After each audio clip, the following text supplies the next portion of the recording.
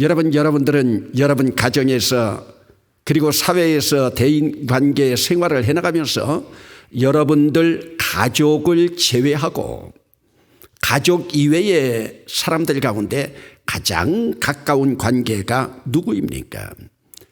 이 시간 한번 잠깐만이라도 한번 생각해 보세요. 나랑 가장 가까운 관계가 누구인가? 우리 담장 너머에 친척들인가? 어떤 친구들이 있는가?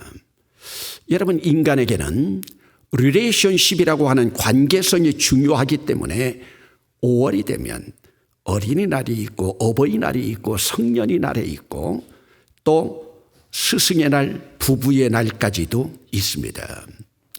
여러분들이 지금 인간 관계를 하면서 가장 가까이 생각하고 있는 관계가 누구라고 생각합니까?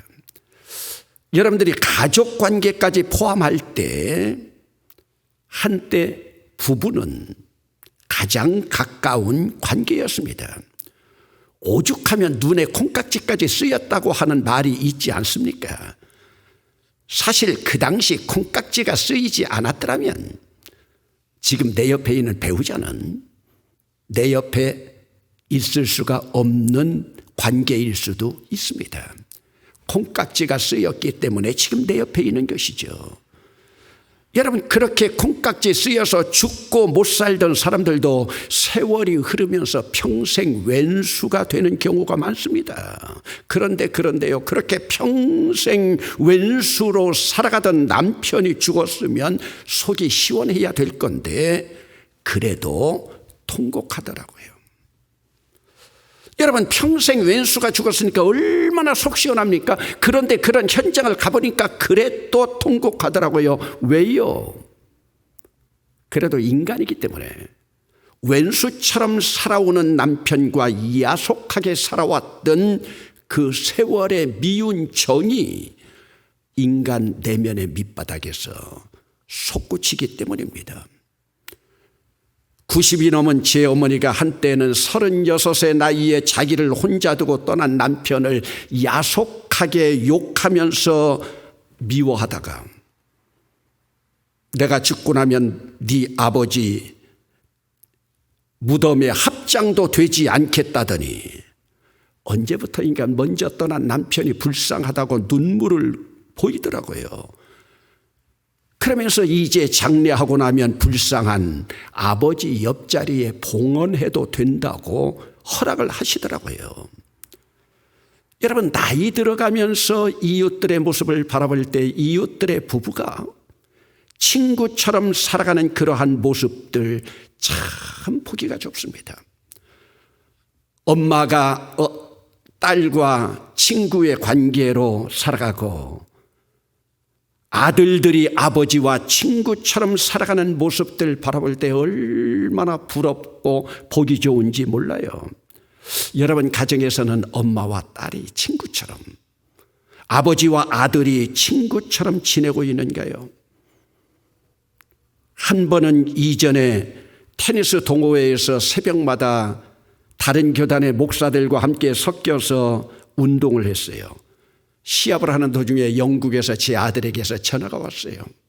시합 도중에 전화를 받고 난 후에 다른 교단 목사가 묻더라고요. 목사님, 지금 아들하고 전화한 거예요. 아들하고 어떻게 그렇게 친구처럼 전화를 할 수가 있어요? 그 목사는 부럽다는 듯이 물었어요. 여러분, 예수 믿는다고 하는 것이 무엇이에요? 오늘 여러분들은 여러분 자녀들과 함께 친구처럼 아름다운 관계를 갖고 있습니까? 그렇지 못하다면 왜 그럴까요? 부모의 권위의식, 아들과 딸이라 하더라도 수평적인 관계보다 수직적인 관계로 시작하는 권위의식 때문 아닐까요? 사실은 가부장적인 그 권위의식을 내려놓는 것이 기독교적인 사상인데요. 여러분, 저는 가능하면 교회 생활을 해나가면서 우리 부교역자들도 친구처럼 대해 주려고 해요. 가능한 권위의식을 내려놓으려고 해요. 여러분, 저는 이 권위의식을 내려놓으려고, 여러분 잘 알고 있지만 제가 우리 교회 20여 년 전에 부임해서 제일 먼저 교회 담장 헐었잖아요. 왜요? 교회는 세상과 소통해야 되는, 세상과 담벼락을 쌓고 있으면 안 됩니다. 소통을 하는 기관이 교회이잖아요. 오늘도 나는 다른 사람들과 담벼락을 허물고 소통 잘하고 있는 사람인가? 예수 잘 믿는 사람은요, 소통이 잘 되는 사람입니다. 예수님은 소통의 명수였어요. 그럼 여러분, 예수 믿는 사람들이 소통이 되지 않고 꽉 막혀 있는 경우가 있습니다. 그래서 소통 안 되는 이런 자들을 꼴통이라고 하잖아요. 꽉 막혀 있는 사람들이요. 바늘로 찔러도 피 한 방울 나오지 않을 사람들이라고 하잖아요. 그러니 여러분, 그런 부모를 둔 자녀들은 부모를 뒤로 하고 밖에 있는 친구 따라 나갑니다. 친구가 더 좋은 거예요. 여러분, 우리도 그러지 않습니까? 한 집에 살고 있는 남편과 아내가 소통되지 않으니까 밖에 있는 친구와 함께 비밀까지도 공유하지 않습니까? 부부를 중심으로 한 가족들이 친구가 되어서 소통이 잘 된다. 그런 가정은 참으로 행복하고 소중한 건전한 가정입니다. 여러분, 나는 오늘도 비밀까지도 공유할 수 있는 친구가 있는가? 여러분, 그런 친구가 있습니까? 그런 친구가 있다면 누구입니까? 오늘 여러분 스스로 한번 간직해 보세요. 그리고 여러분들은 또 누구에게 그런 친구가 되고 있습니까? 여러분, 오늘 본문이 속한 요한복음 15장은 예수님의 스스로의 정체성을 나타내는 마지막 말씀입니다. 오늘 우리가 잘 알고 있지만 요한복음에 보면 예수님을 칭하는, 여러분 한번 따라 합시다. 헬라어입니다. 에고 에이미. 나는 뭐뭐입니다. 영어로는 I am이라고 하는 말이죠. 요한복음에 에고 에임이 나는 뭐뭐이다라고 하는 말씀이 7번이나 나타나고 있는데 오늘 본문에 이 말씀이 나타나고 있습니다. 여러분, 먼저 예수님은 죽음을 눈앞에 두고 부활하실 자신을 계시하기 위해서 나사로를 살린 후에 뭐라고 말씀하셨습니까? 나는 부활이요 생명이다. 그리고 죽음을 두려워하고 있는 제자들 앞에서 뭐라고 말씀했습니까? 나는 길이요 진리요 생명이다. 그리고 오늘 본문 15장 시작에서 나는 참 포도나무라고 말씀하고 계십니다. 여러분, 이 말씀은 부활하신 주님을 구원의 창시자인 아르케고스로 예수 그리스도를 따르는 자들과의 관계성을 말하고 있습니다.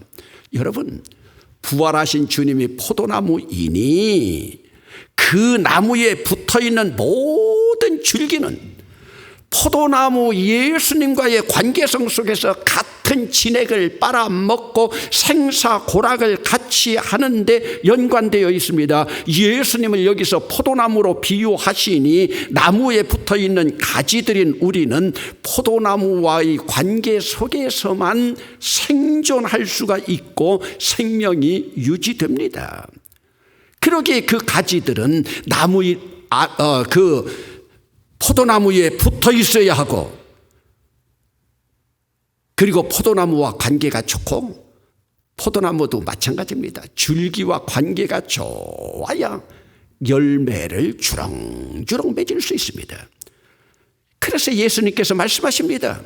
나를 떠나서는 너희가 아무것도 할 수 없습니다. 여러분, 포도나무 줄기에서 찢겨져 나간 그 가지 아무 소용이 없죠.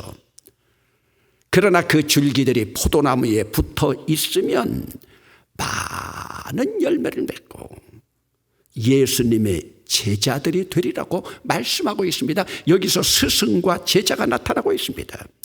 그래서 예수님의 제자가 되는 방법은 예수님이신 포도나무에 붙어서 살아가는 자들입니다. 그것은 여러분, 어머니 품속에서 품 안에서 평안을 누리는 어린 아기와 같습니다. 엄마 품 안에서 엄마의 젖을 진액을 빨아먹고 있는 이 아이는 조금도 생명에 대해서 두려워할 것이 없습니다. 그리고 세상에 두려울 것이 하나도 없습니다. 요한은 이것을 스승과 제자의 관계로 설명하고 있습니다. 여러분, 인생을 살아가면서 스승을 잘 만난다. 이것도 큰 복입니다. 오늘 여러분 가운데서도 여러분들에게 존경받는 스승이 있습니까? 요즘 세상에는 선생은 많은데 스승 없다고 하는 이야기를 많이 듣고 있죠. 그런데 여러분, 스승이 되는 것도 사명감으로 감당하지 않으면 스승 될 수 없습니다. 선생은 될 수 있을지 모르지만 스승 된다고 하는 일 쉽지 않습니다. 그런데 예수님은 스스로 스승이 되시어 제자들을 받아들였습니다. 그러면 여러분, 이제 부활신앙을 가지고 있는 우리들은 예수님과의 관계를 어떻게 정리해야 되겠습니까? 여러분, 오늘 본문 속에서 보면 또 제 말씀을 듣다 보면 이것이 언어 유희처럼 들릴지 모르지만 예수님과의 사제 관계, 스승과 제자와의 관계를 뛰어넘는 관계가 형성되어 있습니다. 이 관계는 오늘 본문에 따르면 예수님의 계명을 지키면서 이 계명을 지켜나갈 때 성부 하나님과의 관계도 성립이 됩니다. 이 단계에 이르면 예수님과의 사랑 관계는 기쁨으로 충만해서, 여러분, 사랑도 충만한 기쁨으로 사랑을 감당할 때 진정한 사랑이죠. 이 일을 감당할 때 성부 하나님과도 연결이 됩니다.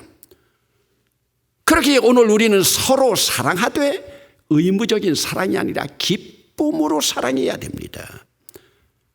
여러분, 기쁨으로 승화된 사랑의 관계, 무엇으로 나타날 수 있습니까? 예수님의 어록입니다. 오늘 본문 14절을 함께 보시겠습니다. 너희는 내가 명하는 대로 행하면 곧 나의 친구라, 프렌드라. 여러분, 오늘 본문 전개에서 예수님은 부활 이전에 스승과 제자의 관계를 포도나무 열매로 연결시키고 부활 이후의 관계를 친구의 관계로 전개하십니다.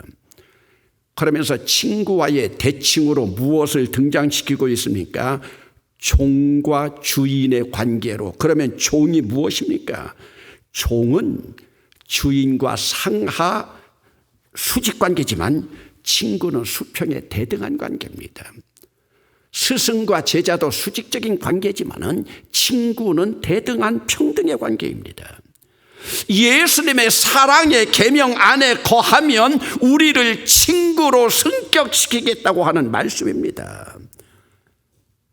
이제는 주인의 뜻도 알지 못하는, 주인이 어떤 의도를 가지고 있지 알지 못하는 종이 아니라 그 종으로 살지 말고 나와 대등한 친구가 되자는 말씀입니다. 그 대신 여러분, 예수님과 프렌드가 되려면, 예수님과 친구가 되려면 우리가 감당해야 할 사명이 있습니다. 예수님의 친구로 세상에서 손가락질을 당하고 세상으로부터 미움을 받을 각오를 해야 됩니다. 여러분, 오늘 우리는 예수 믿으면서, 예수님을 나의 친구로 삼으면서 세상으로부터 사랑받길 원합니까? 세상으로부터 미움받기를 원하고 있습니까? 여러분, 세상이 우리를 미워한다고 하면 그것은 세상이 우리를 미워하는 것이 아니라 우리의 친구인 예수를 미워하기 때문입니다. 그러므로 예수님을 나의 진정한 친구로 삼기를 원한다면 세상과 멀어져야 됩니다.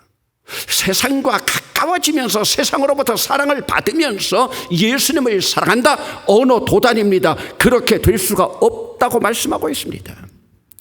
차라리 세상으로부터 미움을 받으면서 친구이신 예수님과 동행하는 길을 걸어야 하겠는가? 여러분, 아무리 예수님과 친구인 척 그렇게도 내가 세상의 길을 따라가면 세상으로부터 미움을 받지 않습니다. 그것은 친구인 척일 뿐이지 친구가 될 수가 없습니다. 그러나 예수님의 친구로 살게 되면 세상으로부터 당연히 미움을 당하게 되어 있다는 말씀이 오늘 예수님의 어록입니다. 여러분, 이번 영상 예배로 사순절을 보내면서 지지난 주간에 옥합을 깨뜨린 이름 없는 한 여인에 대한 말씀을 전했습니다. 그런데 그날 공교롭게도 우리 교회 교인이 아닌 수원의 한 권사로부터 100만 원 감사 헌금 봉투가 올라와 있었습니다. 자기는 우리 교회와 연관이 없고 돌아가신 어머니가 우리 교회에 한 4개월을 다녔는데 어머니 옛날 집을 팔고 서울로 올라가려다 생각하니 돌아가신 어머니 생각이 나서 대봉교회에 100만 원 헌금을 했답니다. 액수가 중요한 것이 아니라 저에게는 얼마나 감동이었는지 모릅니다. 공교롭게 그날 설교가 옥합을 깨트린 여인의 이야기가 아닙니까? 그런데 여러분, 그날 설교를 마치고 집으로 돌아갔는데 우리 교회 한 교인으로부터 전화가 왔어요. 내용은 이랬습니다. 20여 년 전에 자기 집에서 새 살던 사람이 집세를 내지 않고 도망가서 소식이 없다가 20년 만에 집세 1,000만 원을 들고 왔답니다.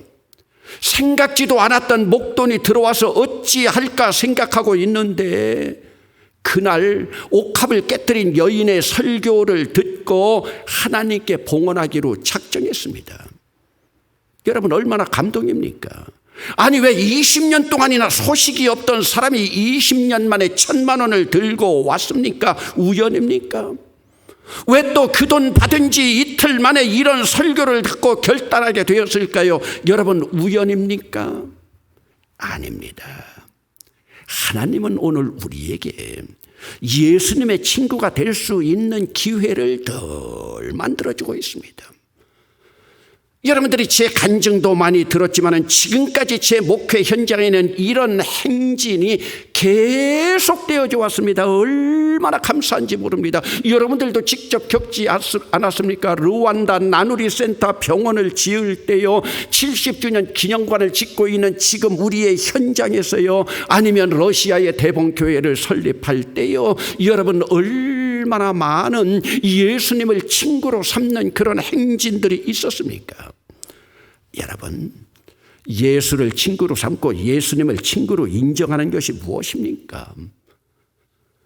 예수님이 머리이시고 그리스도가 머리이신 교회를 사랑하는 것이 예수님을 사랑하는 것이고 예수님의 친구가 되는 것이고 강도 만난 사람으로 변장된 이웃을 돕는 일이 예수를 친구로 삼고 예수를 친구로 인정하는 일이 아니겠습니까?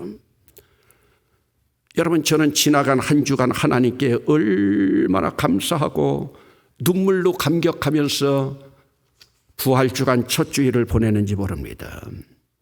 여러분, 지난주 부활주일도요, 가정에서 부활절 예배를 드리면서 목사는 근심이 많았습니다.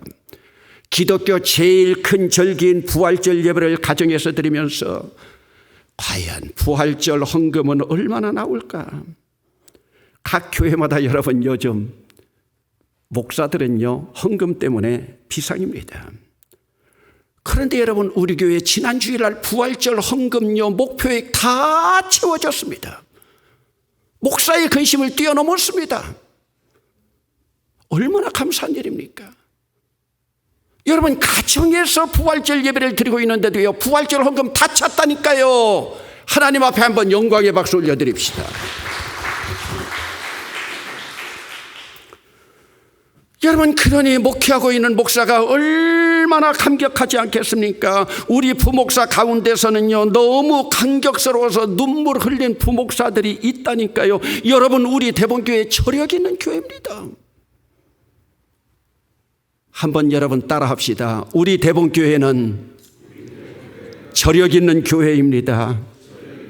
얼마나 여러분 감격스러웠는지 몰라요. 여러분, 정말로 예수님의 친구가 되어서 예수님과 동행하는 교우들의 행진, 살아있는 증인으로 계속되고 있지 않습니까? 그러면 여러분, 예수님의 친구가 되고 친구로 살기 위해서 어디까지 가야 됩니까? 오늘 본문에 우리 판단으로 조금 무거운 말씀이 드러나고 있습니다. 여러분, 오늘 본문 13절 말씀입니다. 13절 말씀 좀 무거운 말씀이지만, 사람이 친구를 위하여 자기 목숨을 버리면 이보다 더 큰 사랑이 없느니라. 좀 무거운 말씀이죠. 진정한 친구는 친구를 위해서 목숨까지도 바치는 친구입니다. 여러분, 오늘 우리는 언제나 죽기를 바라는 사람들은 아닙니다. 그러므로 진정으로 예수의 친구로 인정받을 기회가 오면 우리는 그 기회를 놓치지 말고 준비해야 됩니다. 왜 그렇습니까? 이미 우리를 친구 삼아주신 예수님께서 친구 되신 우리를 위해서 돌아가셨기 때문입니다. 여러분, 저는 오늘 좀 무거운 걸음으로 강단에도 섰습니다. 오늘은 특별히 4.19 혁명 기념일입니다. 꼭 60주년 되는 날입니다. 제가 우리 교회에 와서 목회하면서 4.19가 주일이 된 것은 오늘이 처음입니다. 여러분, 4.19인데 제가 그냥 지나갈 줄 알았습니까?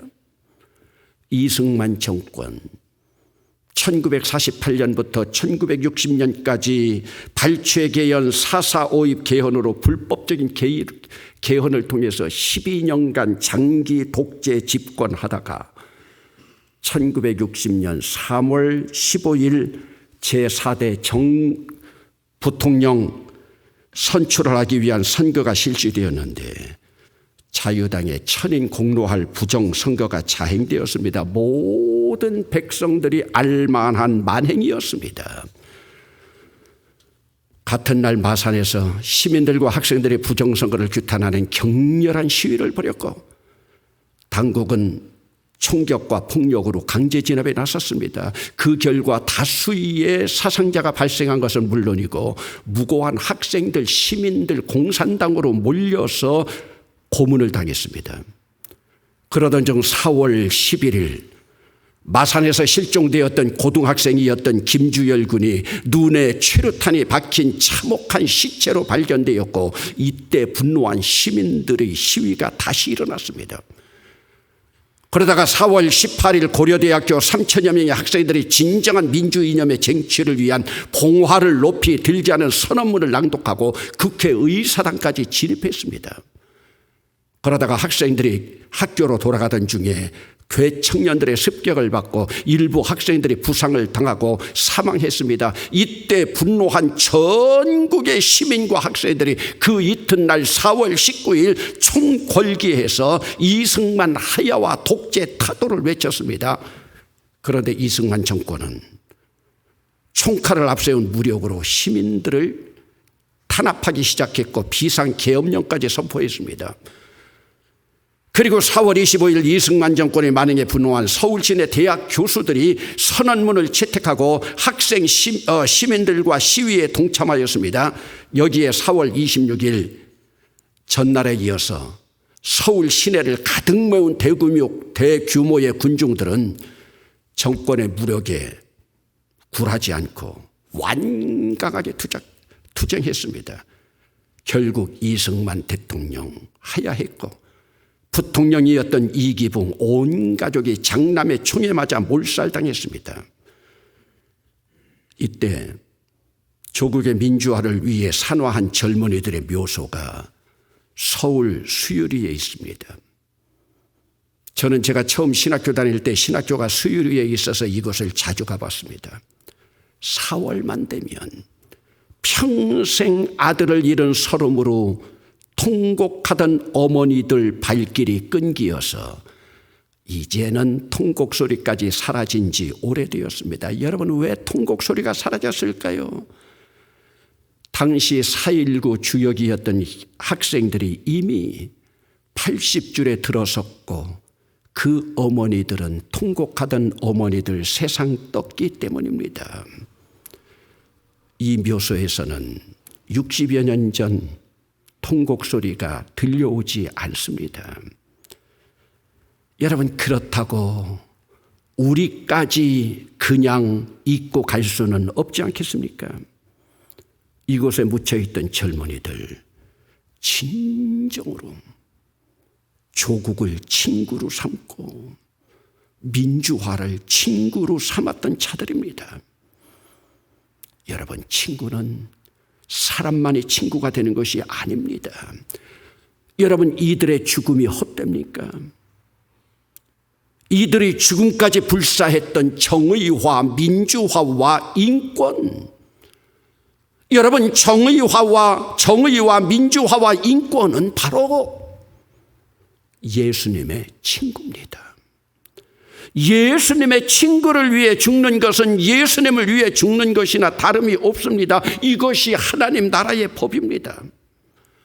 여러분, 예수 믿는 우리들만이라도 예수 믿고 있었던 이승만, 이기붕이 저질렀던 독재의 만행 앞에 옷깃을 여미고 우리가 회개할 때 우리의 친구 되신 예수님도 기뻐하지 않겠습니까?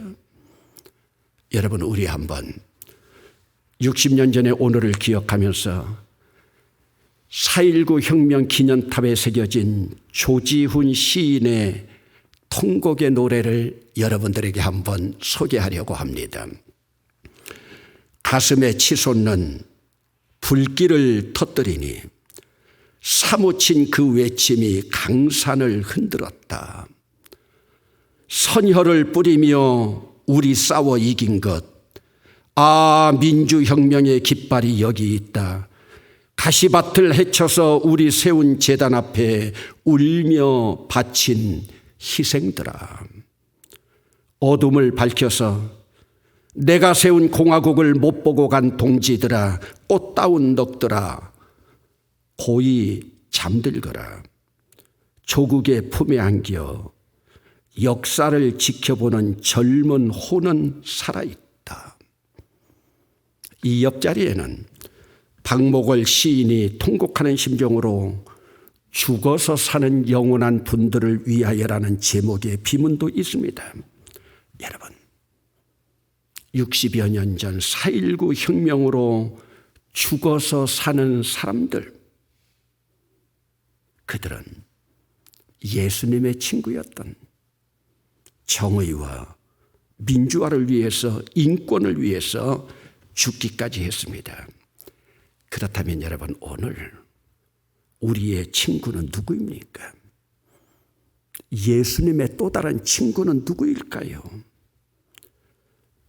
예수님의 가장 친한 친구는 교회입니다. 예수님은 교회의 머리지 않습니까? 여러분이 이번에도 부활주의를 통하여 교회를 뜨겁게 사랑하는 마음, 오늘 또 감동스러운 봉투가 또 하나 올라왔습니다. 도움을 받고 있는 여러분, 아프리카 르완다에 있는 이상훈 선교사 부부가 건축 헌금을 보내왔습니다. 도움받는 선교사가 무슨 교회 건축 헌금이냐? 아니다. 나도 대본교회 70주년 기념관 저 사역에 나도 뛰어들고 싶다. 친구인 구교영 장로가 그렇게 만류하는데도 아니다. 나도 대본교회의 그 아름다운 행진에 동참하기를 원한다. 여러분, 예수님의 친구는 교회입니다. 예수님의 친구는 사랑입니다. 예수님의 친구는 감사입니다. 그리고 기쁨입니다. 여러분, 우리는 내 생명의 근원 되신 예수님을 친구로 삼고 예수님의 친구인 교회를 살아가면서 예수님의 친구, 이 부활의 기쁨을 가지고 기쁨의 50일을 향한 행진에 함께 동참할 수 있기를 바랍니다. 예수님의 어록입니다. 사람이 친구를 위하여 목숨을 버리면 이보다 더 큰 사랑이 없나니. 기도합시다.